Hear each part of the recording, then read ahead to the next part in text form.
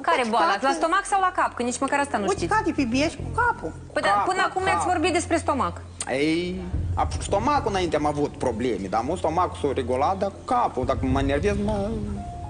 Și ce faceți ca să-l tratați, doamna Feodora? Dacă tot ați zis că a fost slăbuț și bolnăvior, cum îl tratați pe el? Ei, cum? Dar Eu fost sunt la normal. bolniță, la rezină, a fost Nu, la nu bolniță atunci, dânsul. acum, cum îl tratați? Că pensia tot o primiți acum. Pensia se primește ca să fie tratat.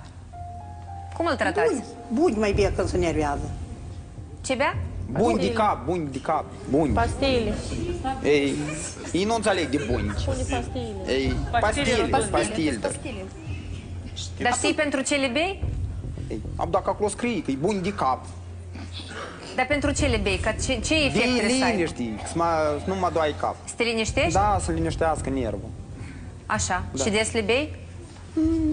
Nu chiar des, așa, când mă enervez peste măsură.